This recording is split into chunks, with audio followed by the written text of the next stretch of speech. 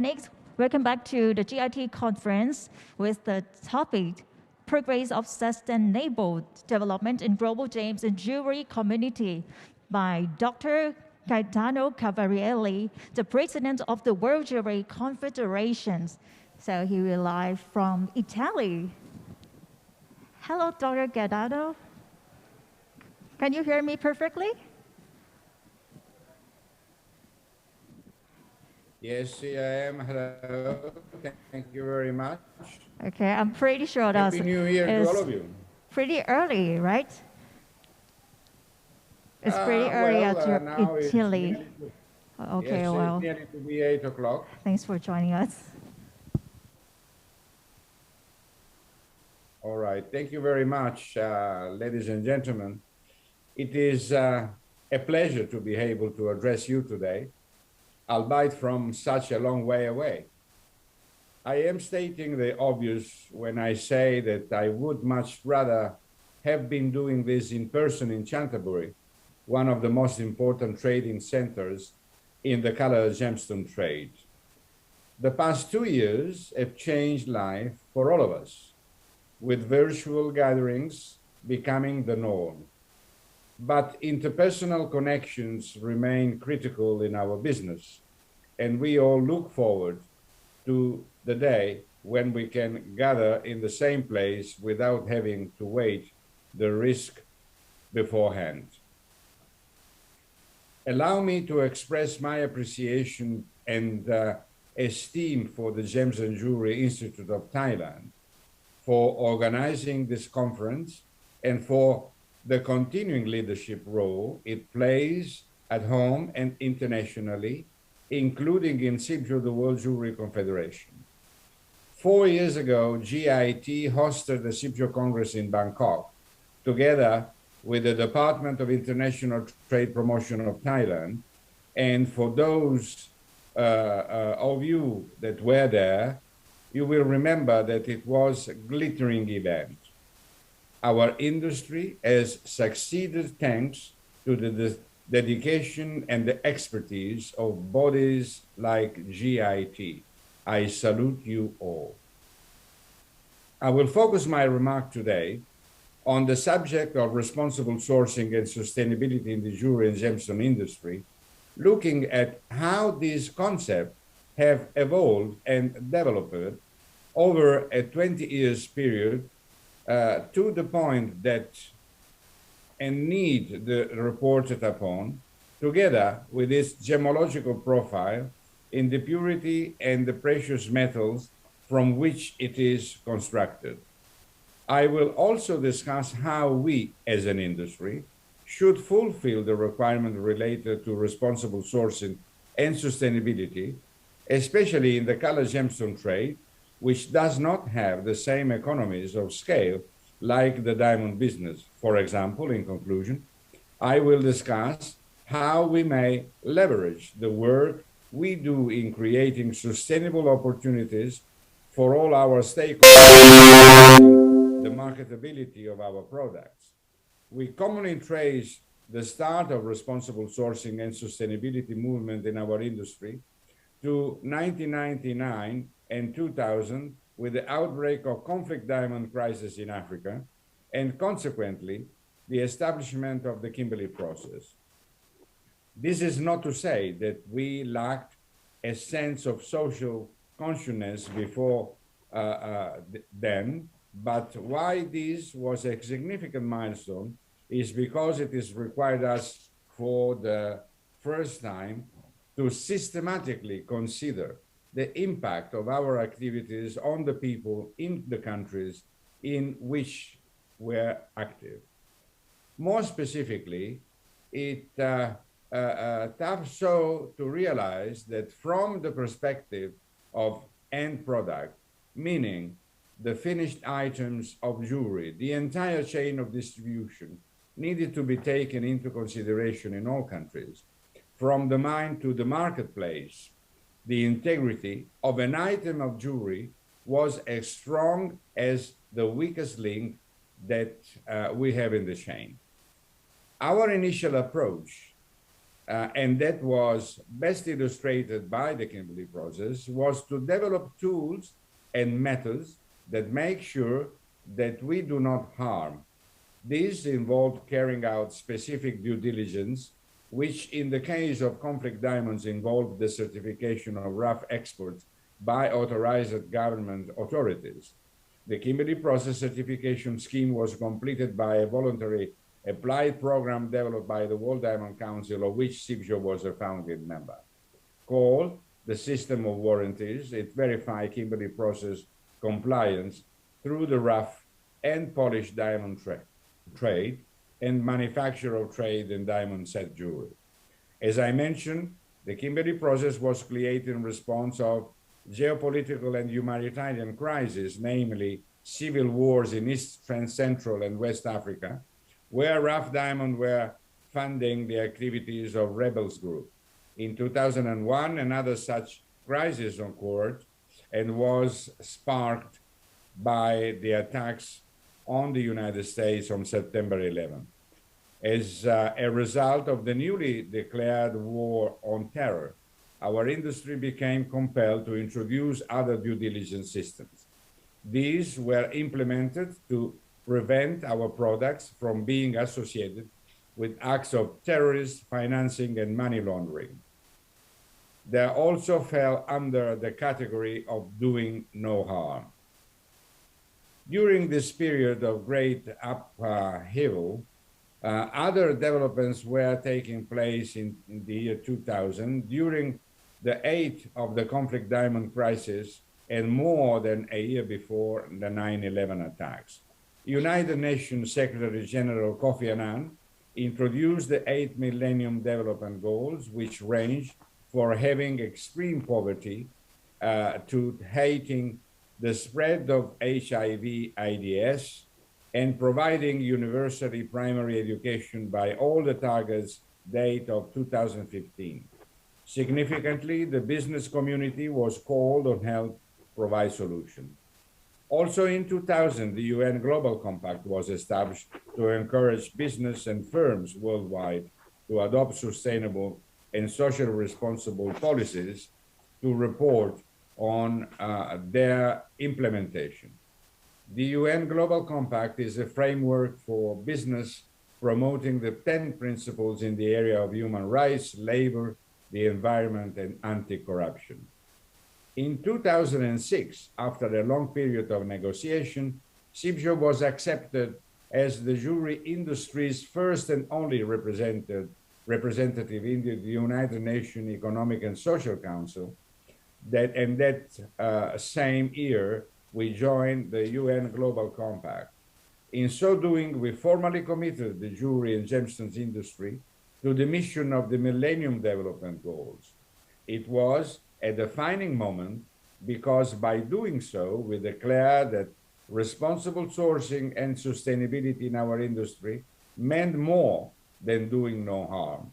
It also meant that the industry should play an active role in creating sustainable economic and social opportunities in all the countries and regions in which we are active, and especially in underdeveloped part of the world.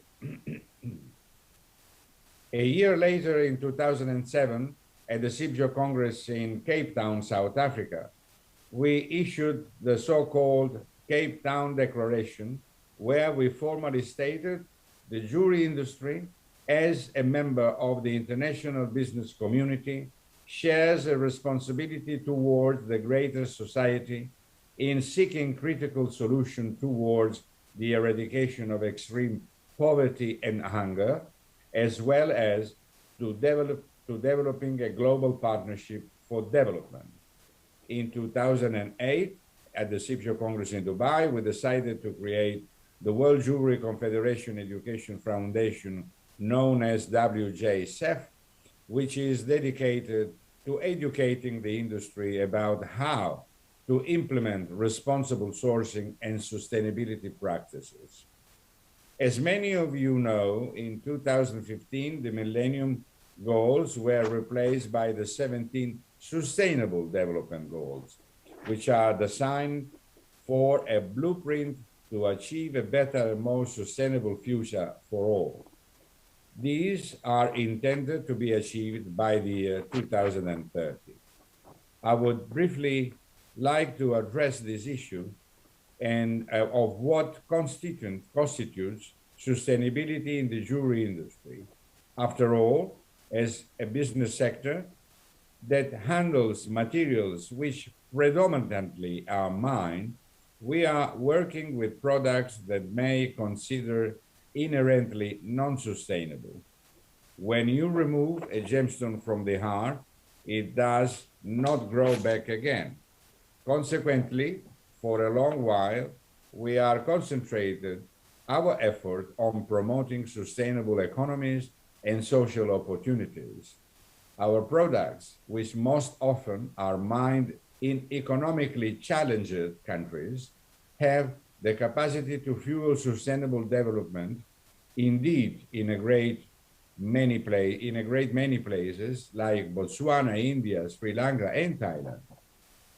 The jewelry and gemstone industries have for a long while been key contributors to national development and lifted millions of people out of poverty. In recent years, with growing awareness of the terrible consequences of global warming and climate change, environment sustainability has become a more prominent issue in the jewelry industry as well. Already in 2014, CIBJO established the Jewelry Industry Greenhouse Gas Measurement Initiative, which is designed to help companies assess their environment impact and reduce and offset it through the purchase of carbon credits. CIBJO itself has been fully carbon neutral for more than 7 years. At the same time, we have worked to promote those sectors of our industry that do handle sustainable materials, which are primarily biogenic gems, such as pearls and corals. Responsible farming of cultured pearls and responsible harvesting of coral, for example, not only provide sustainable economic opportunities, but also develop sustainable marine environment, which themselves have the capacity to reduce the level of greenhouse gases in the atmosphere. Allow me to return to the subject of due diligence, which in the case of responsible sourcing in the jewelry industry means reporting and documenting processes.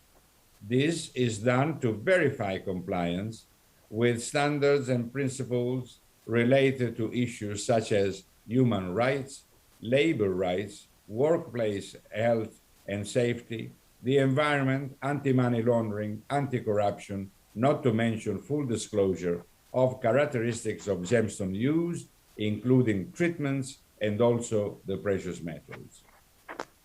There has been much talk in recent years of traceability. In other words, being able to track the movement of each component in a jewelry item back to its original source, and also the way in which was handled at every stage in the chain of distribution.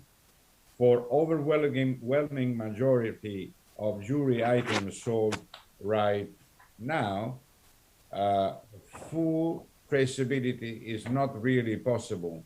Our supply chain is too long and too complex, and there are no foolproof technical means of verifying further down the pipeline which polished stones were derived from which rough stones, or the mine from which the metals originated, or wherever the metals were recycled or not. In the absence of technological solutions, we protect the integrity of our supply chain by verifying the proper due diligence was done at every stage. The organization in the jewelry industry most closely associated today with such compliant system is Responsible Jewelry Council, or RJC, which is a body that originally was inspired and created from a CIBJO committee, although for then 15 years has opened independently. In 2009, RJC formally launched the first edition of its Code of Practice for the jewelry supply chain.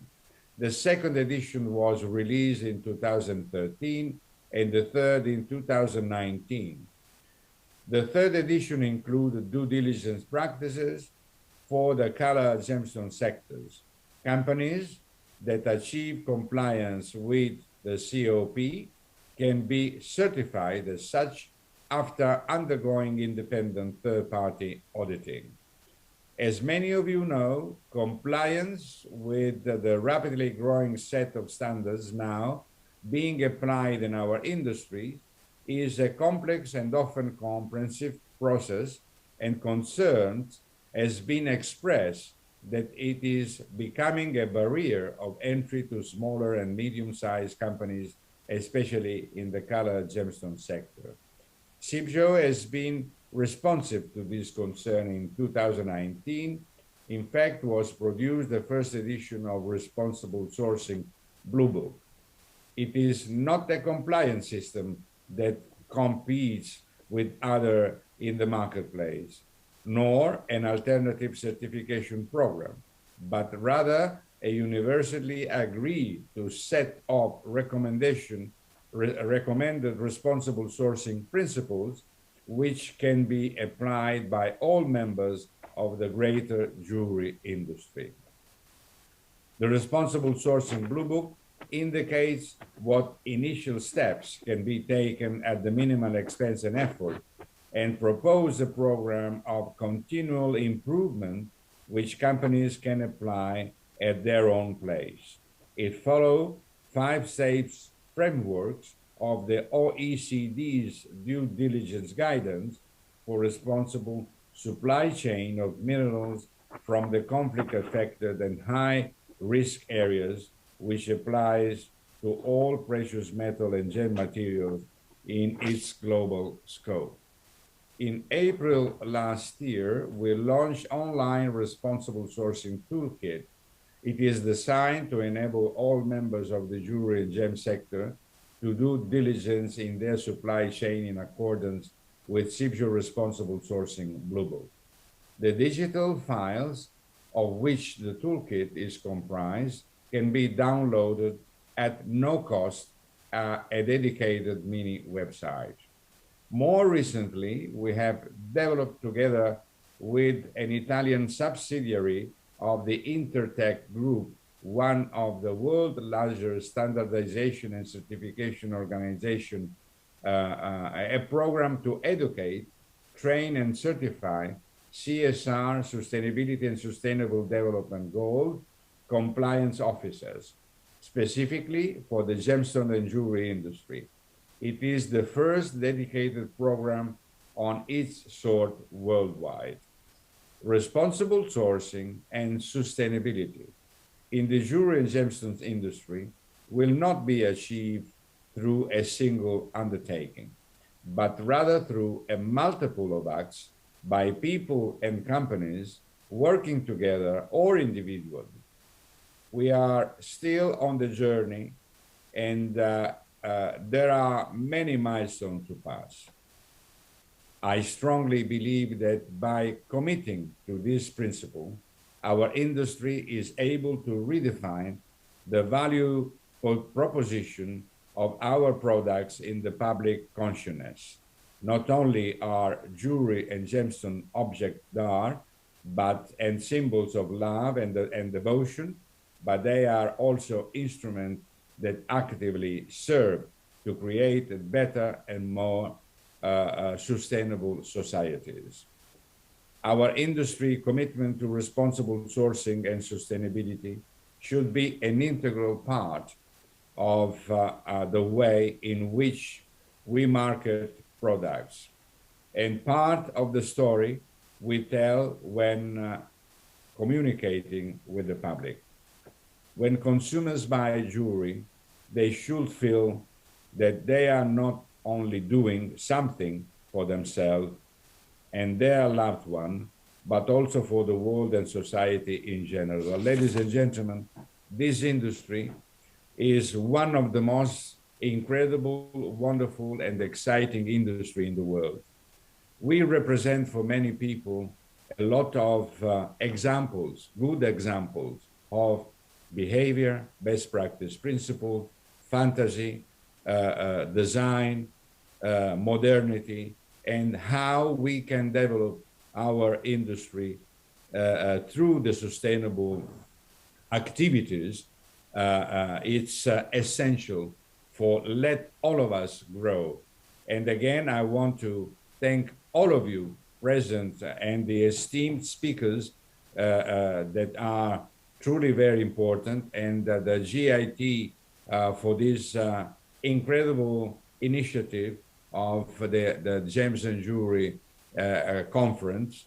And I am really delighted and honored to have addressed today my speech to you. Ladies and gentlemen, let me wish you the very happy new year under the Chinese tradition, and let me express the pleasure to see all of you very soon. Thank you very much. Thank you so much. Thank you. Thank you for the informative talk. How are you today? Was it good? Thank you very much. Thank you. I would like to greeting you again, and I would like to know about the situations of the COVID pandemic in Italy. I heard that you are in Italy right now, right? I am in Italy. The COVID situation in Italy is going better than it was last year. Obviously, that's great. the people is mostly all vaccinated with the booster. And we hope, not for Italy, but for the entire world, to come out from this. And as you can see, there is also a responsible behavior towards the virus. So if we all behave responsibly, we will all be able to go forward. Am I able to go to Italy without quarantine? No need to do quarantine anymore, right? Now we are welcoming everybody. Now in Europe, everybody may come without any test. And obviously for all those areas with the international relations amongst countries, those who want to come to Europe, and of course in Italy, probably they need a PCR test to have access into the European community. So if the COVID-19 pandemic is over, I really wish that you would come to Thailand too. I look forward to come to Thailand as soon as I can. I love Thailand very, very much, even though the first time I landed in Thailand was in the 70s.